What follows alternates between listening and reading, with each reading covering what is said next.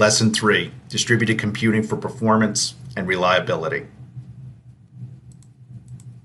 So we can see here that a user is connecting to a cloud desktop by way of a remote desktop connection, which is typically what most users will do. Often users cannot detect when computing services are cloud services or whether they are native or local services.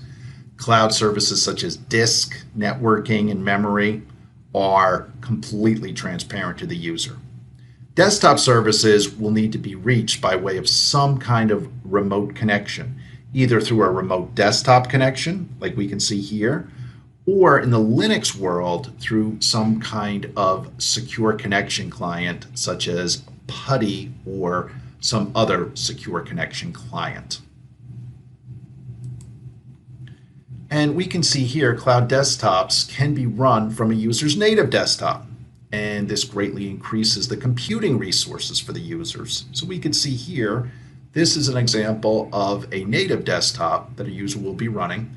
And then by way of a remote desktop connection, this user has brought up a cloud desktop.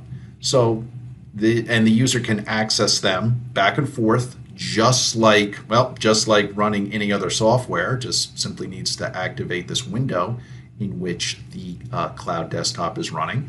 And all the applications, all the additional memory, any kind of custom software or commercial software that's available in the cloud desktop can be used by the user. And users can even copy paste between these desktops. Almost all cloud services are delivered by a method called virtualization.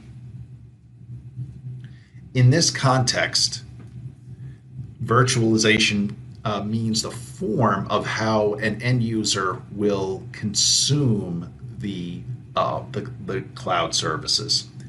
From the user perspective, virtualized hardware is identical to physical hardware. So the way the information is processed should appear to be no different.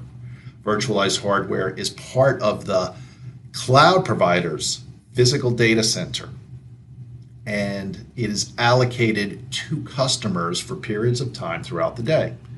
And virtual processing shares the cloud provider's hardware, disk and storage, memory, networking, and desktop.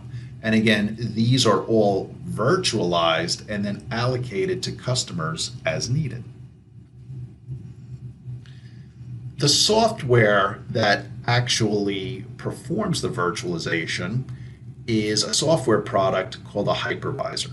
And what that does, it actually allocates a computer's hardware and is able then to allocate it to several instances which can be consumed by one or more customers.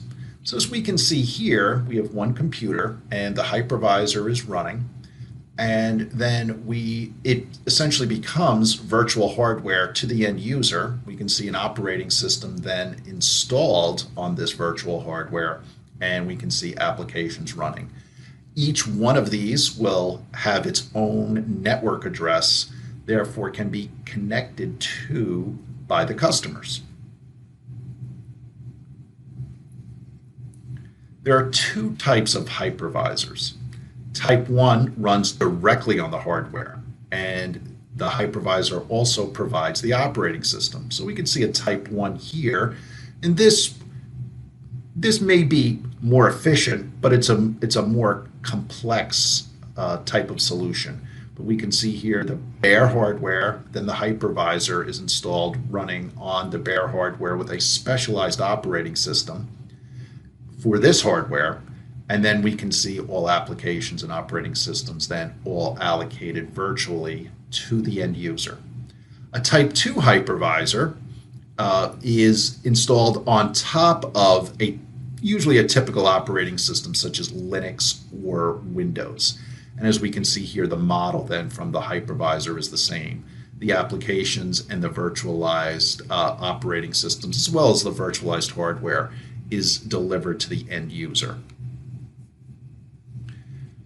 Managed infrastructure allows a firm to administer hardware and other services exactly the same as they manage any kind of software. And we discussed this earlier. Software can be installed as needed, and as additional software is installed, very little overhead is consumed. Software licenses can be administered as needed. Physical local hardware almost always has large overhead and a lot of fixed cost associated with it because a firm must grow into it.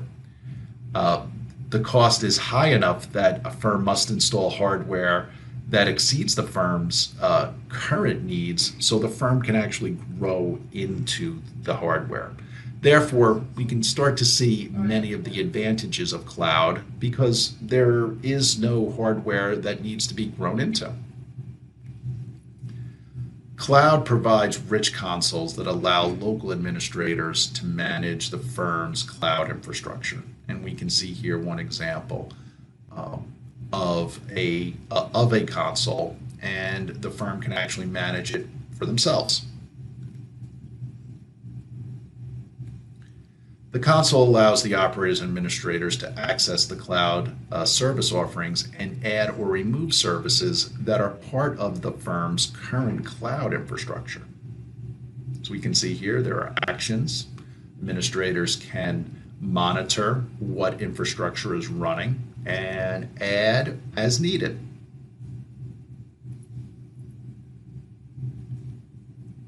Service offerings from Azure. So we can see here that Azure, which is a popular cloud provider for Microsoft, offers artificial intelligence, analytics, blockchain, virtual servers, which is very popular, which we have seen, database services, developer tools, and developer tools can get to be very expensive. However, though, they can be accessed through the cloud on a subscription type of basis, DevOps type of products, identity management, Internet of Things, networking, and many more services.